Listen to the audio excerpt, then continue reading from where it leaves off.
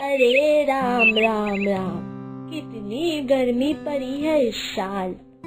उफ़ो, घर के अंदर 2 मिनट भी नहीं बैठा जा रहा है भैया। उफ, बाहर भी कितनी गर्मी है, परंतु इस पेड़ के कारण जो हवा बह रही है उससे थोड़ी राहत मिल रही है। इतनी तपती धूप में मेरी नातिन पता नहीं जल जल कर कहाँ बच्चों को पढ़ाने जाती है। फिर घर लौटने के बाद तो उसे कितना कष्ट भी होगा, है ना। एक काम करती हूँ, मैं उसके लिए पानी में कुछ बताशे भिगो कर रखती हूँ, इससे उसका शरीर को थोड़ा ठंडक मिलेगा। हाँ, लेकिन पानी तो मीठा होगा, उसे तो मीठा बिल्कुल पसंद नहीं है। वैसे भी रोज ये बताशे वाले पानी पीते वक्त मेरे ऊपर बहुत चिढ़ जाती है। हाँ, तो फिर अब मैं क्या करूं? हाँ, एक बुद्धि आई है मुझे। घर में तो 2 कच्चे आम पड़े हुए हैं, दोनों आमों को अच्छे से भूनकर उसका शरबत बनाकर देती हूँ बिटिया को। इसको पीने से गर्मी भी निकल जाएगी शरीर की। और उसने तो कभी ये आम पोड़ा शरबत भी नहीं पिया है। हाँ, यही सही रहेगा।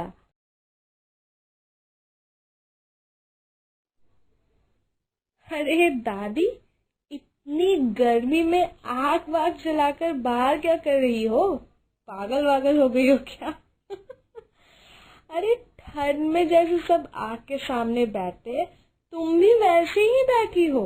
अरे तुम्हें इतनी ठंड लग गई है क्या, जो गर्मी में भी आग सेक रही हो? हाँ।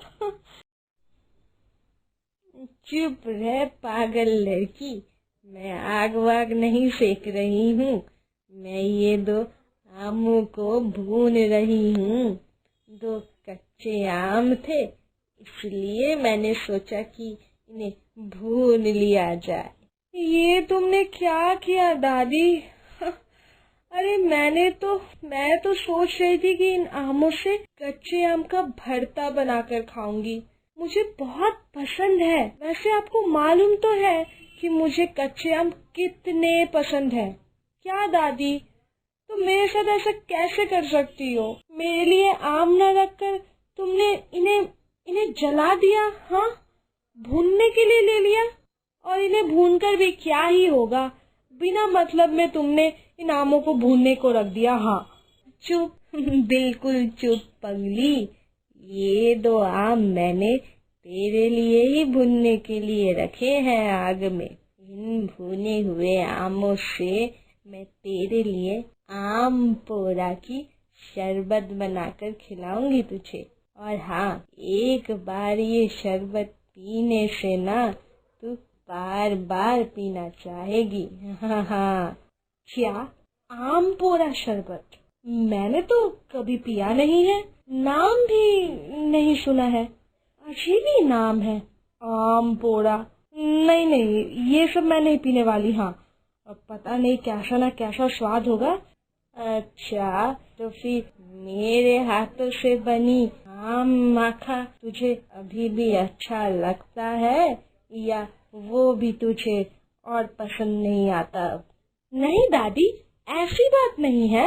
आपके हाथों से बनी आम माखा लाजवाब है, लाजवाब। वो मुझे सबसे ज्यादा प्रिय है, आपको तो मालूम है। लेकिन आम माखा के साथ ये आम पोड़ा शरबत की, अब आप इसकी तुलना तो मत ही करो। कहाँ ये चटपटा आम माखा, और कहाँ ये शरबत जो मैंने आज तक चखा ही नहीं है। अरे बिटिया, तू एक बार मेरे ऊपर विश्वास रख, ये आम पोड़ा का शरबत पी कर ही देखना। मैं तो ये तेरे लिए ही बना रही हूँ। तू ही बता, क्या तेरी ये बूढ़ी दादी कभी भी खराब खाना पकाती है? नहीं, अब तू ही बोल। तू तो मेरे हाथों के बने हुए खाने बड़े ही चाव से खाती है। तो फिर ये क्यों नहीं, आज एक बार चक्कर ही देख ले। वैसे बात तो सही है, दादी के सारे पकवान ही बड़े ही स्वादिष्ट बनते हैं, लेकिन आम पोड़ा शरबत, ये नाम सुनकर ही मेरा जी घबरा रहा है। हाँ, नहीं नहीं, मुझे ये सब नहीं सोचना चाहिए। दादी इस उम्र में भी मेरे लिए कितनी कष्ट कर रही है, आम पोड़ा का शरबत बना रही है, वो भी इतनी गर्मी में। और अगर अब मैं ये शरबत ना पीऊं तो ये तो दादी का अपमान ही करना होगा। ठीक है दादी, तुम ये जो शरबत बना रही हो बनाओ, मैं घर में जाकर हाथ मुंह धो लेती हूँ। इतनी धूप से आई हूँ ना, बड़ी ही गर्मी हो रही है।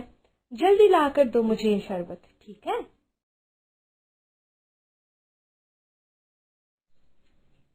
ये ले बिटिया, ठंडा ठंडा आम का शरबत, ये ले, पीकर बता तो कैसा बना है।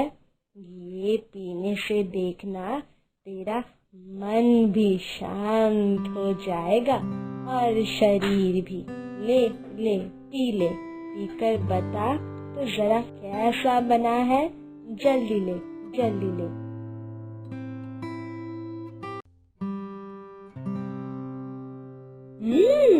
अरे वाह दादी, सच में ये तो बड़ा ही स्वादिष्ट बना है। अच्छा दादी, आप कोई भी खाना इतना स्वादिष्ट कैसे बना लेते हो? आपके हाथों में तो जादू है, जादू। मुझे तो मालूम ही था कि तुझे बहुत अच्छा लगेगा। अब मेरी इतनी तारीफ नहीं करनी है तुझे, ठीक है? पागल लड़की, तू तो बचपन से ही मेरे हाथों की बनी पकवाने खाती है, इसीलिए शायद तुझे अच्छा लग गया। खैर जो भी है, तू अभी आराम कर, मैं भोजन पूरा पका लेती हूँ। नहीं, आज और मैं कोई आराम वराम नहीं करूँगी। मैं आपके साथ रसोई घर में जाकर खाना पकाना सीखूंगी। हाँ, आप जो अच्छा खाना बनाते हो, मुझे भी तो खाना पकाना सीखना चाहिए, है कि नहीं? अरे बाप रे, शादी करेगी ना, इसलिए अभी से अपने स्वामी के लिए अच्छा अच्छा पकवान सीखना चाहती है। वाह वाह। अरे दादी, ऐसा कुछ नहीं है, मैं सच में आपके साथ गप्पे लड़ाते लड़ाते खाना बनाना सीखना चाहती हूँ। मुझे तो आपका नाम भी उज्जवल करना पड़ेगा, है कि नहीं? भविष्य में मुझे ये होटल वगैरह में बने हुए खाना ना खाना पड़े, तो इसलिए अगर मैं अभी सीख लूँ तो अच्छा ही है ना, है कि नहीं? बाद में तो ये मेरा काम में ही आएगा ना, तो फिर। अरे क्यों भाई साहब, इतनी पढ़ाई लिखाई सीखा है तूने, क्या बाद में जाकर होटल खोलने का इरादा था? हाँ, दुनिया में क्या अच्छी नौकरी का अभाव पड़ा है? अभी 2-4 बच्चों को पढ़ाती है, वो ठीक है, बाद में देखना तुझे एक बहुत अच्छी नौकरी जरूर मिलेगी। अरे दादी, अभी अच्छी नौकरी मिलना बहुत मुश्किल है, और नौकरी मिलने से भी मैं तो यहाँ नहीं रह सकती, है ना? मुझे तो शहर ही जाना पड़ेगा अच्छी नौकरी के लिए, और आपको भी तो छोड़ कर नहीं जा सकती। और अगर चलो लेकर भी गई तो फिर कहाँ जाऊँ, कैसे क्या करूँ, मुझे तो कुछ समझ में नहीं आ रहा है। अरे सही कह रही है, मैंने तो ये बात सोचा ही नहीं। शहर में जाने से तो तुझे अकेला ही रहना पड़ेगा, तो फिर इसका मतलब ये थोड़ी है कि तू होटल खोलकर बैठ जाएगी, है ना? तुझे इतना हमने पढ़ाया लिखाया, क्या ये सुनने के लिए कि तू अभी होटल या दुकानदारी करेगी? हाँ, तो फिर क्या हुआ दादी? मालूम है आपको, आजकल सारे पढ़े लिखे हुए बच्चे ये होटल या फिर ये रेस्टोरेंट का बिजनेस कर रहे हैं। हाँ, और ये करके उनका नाम भी बहुत ऊंचा हो रहा है दादी। आप मेरी बात समझ नहीं रहे हो। देखो, जैसा नाम कमा रहे हैं ना, वैसा ही पैसा भी कमा रहे हैं। मैं कैसे समझाऊं आपको। अरे क्या बोल रही है तू? ये पढ़े लिखे लड़के लड़कियां नौकरी नहीं, ये व्यवसाय कर रहे हैं। हाय हाय, और कह रही है कि इससे उनका नाम भी बहुत ऊंचा हो रहा है और रोजगार भी साथ में साथ। हाँ दादी, हाँ, आज आपके हाथ के ये आम पोड़ा का शरबत पीकर मुझे ये बात अचानक से दिमाग में आई। हाँ, अगर मैं भी ये आम का शरबत बेच पाती तो मेरा भी बहुत नाम होता है ना। अरे सिर्फ शरबत ही क्यों, मेरे साथ रसोई घर की ओर चल, मैं तुझे सब सिखा दे रही हूँ।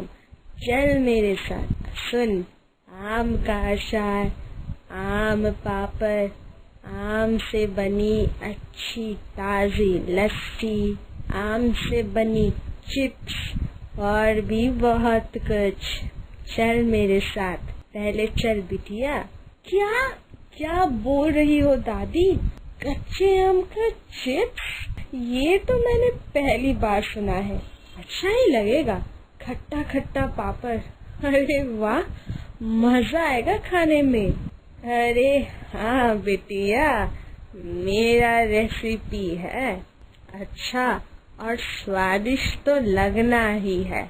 मेरे साथ चल, मैं तुझे आज सब सिखा दूंगी।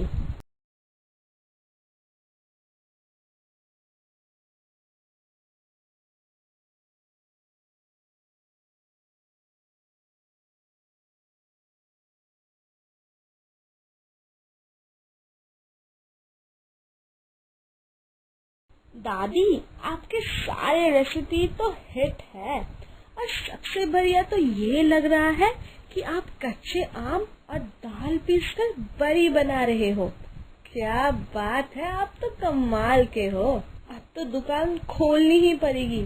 लेकिन एक बात की चिंता हो रही है मुझे। है?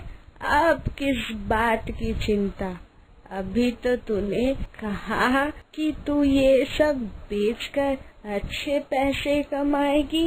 नहीं, मैं सोच रही हूँ कि गर्मी के समय में तो सारे आम से बनी चीजें हैं, जैसे आम की वड़ी, अचार, चिप्स, शरबत इत्यादि।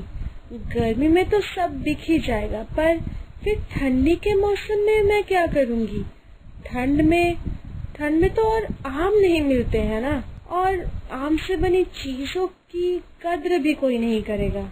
हाँ, ये तो तूने बिल्कुल सही कहा है। कोई नहीं, उस समय हम लोगों को अच्छे चीजें बनाने पड़ेंगे, जैसे गुलाब से बनी चाय, मसाला चाय, इलायची चाय, फिर गोंधराज नींबू की चाय, हाँ, और भी बहुत कुछ। और हाँ, उसके साथ घर में बनी बादाम वाली बिस्कुट, भुट्टे की पापड़ और इत्यादि। और ये सब मैं अपनी खास रेसिपी देकर बनाऊंगी बिटिया। देखना, एक बार लोग खाने आएंगे तो बार बार कैसे खींचे चले आते हैं तेरे दुकान पे। अरे वाह दादी, आप तो सच में कमाल के हो। उफ, आपने तो मेरा दिन ही बना दिया। आप सच में रसोई की महारानी हो। हाँ मुझे पहले ये दुकान खोल देनी चाहिए थी, तो फिर हमें गरीबी से नहीं गुजरना पड़ता। चल, अब मेरी इतनी तारीफ ना कर और जल्दी हाथ मुंह धोकर मेरे इस काम में हाथ बटा, तो काम जल्दी हो जाएगा और साथ ही साथ तू भी सीख जाएगी सब।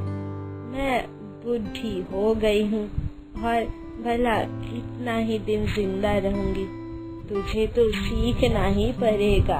ऐसा मत बोलो दादी, आप कहीं नहीं जाओगे मुझे छोड़कर। आप तो कम से कम 120 साल तक जिंदा रहोगे, हाँ, और सिर्फ मेरे ही पास रहोगे।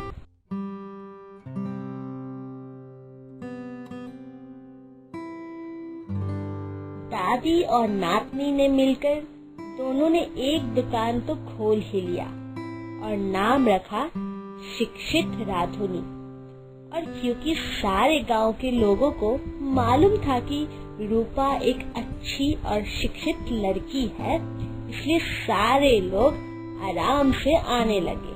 देखा दादी, मैंने कहा था ना आपको कि आपके हाथों में जादू है, जादू। आज आपके कारण ही सब संभव हो रहा है। अरे रे पगली, ये सब तो ठीक है, अब जल्दी से तू शादी कर ले। मैं भी तो एक जमाई चाहती हूँ और फिर पोते या पोती का मुंह भी देखना चाहती हूँ। वो तो इस दुकान का वंश रहेंगे, है कि नहीं?